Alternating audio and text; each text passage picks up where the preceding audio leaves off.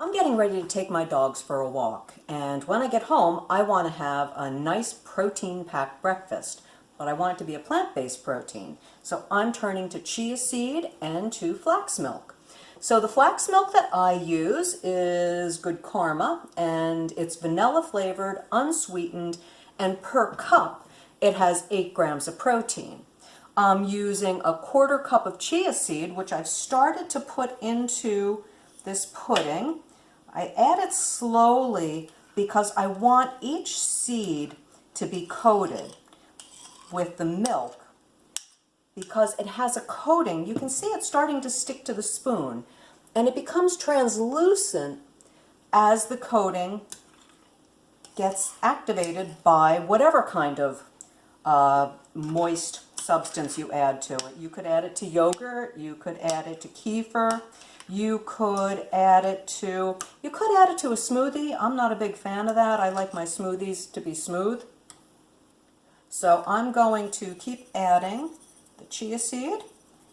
This quarter cup of chia seed is full of omega-3s, which we are desperately in need of in our standard American diet. We have way more omega-6s, which tend to be inflammatory. The omega-3s tend to be anti-inflammatory. So this is going to sit in my refrigerator for a little while, and when I get back, I will stir it up some more, and I'm going to add more things to it. As this stands, this is 2 servings, and it is 10 grams of protein. So it's a fine breakfast as it is, but I'm going to make it more delicious. So I will be back in about an hour. Mission accomplished. All 4 dogs have been walked, the house is quiet, and I'm going to take out the beautiful chia seed pudding, which is just the consistency I want it to be. It's almost like oatmeal. To this, I'm going to add 2 chopped figs, which is going to increase this by another gram of protein, a quarter cup of sunflower seeds, which is going to increase this by 6 grams of protein, a quarter cup of chopped walnuts, which is going to increase this by another 5 grams of protein, and it's going to add more beautiful omega-3s. We're going to mix this up.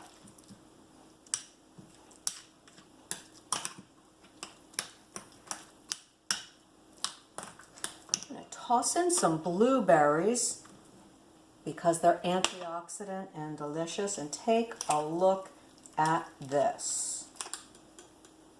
Now remember what the chia seed looked like when we got started? Really dark. Now it's a very different looking seed. So let's see how this tastes. Now right now it's the perfect consistency. Tomorrow morning, if I don't finish this today, which I sincerely doubt I will, it's pretty filling, it's going to be solid. And I wish I had kept the other pudding that I made yesterday. Unfortunately, the dogs interfered in that video.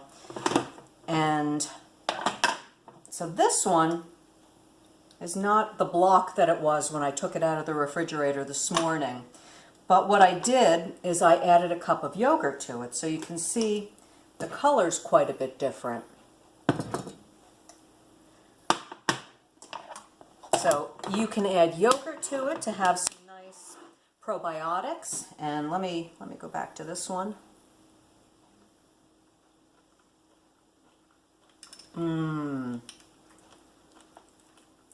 That is good. I will probably add some cinnamon to it. I might even grate some ginger into it.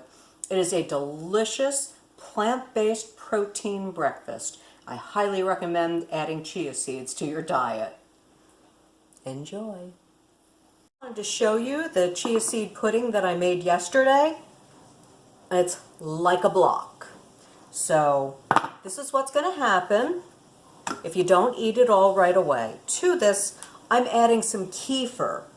And if you have difficulty with dairy, you can usually eat like a good full-fat plain yogurt or plain kefir.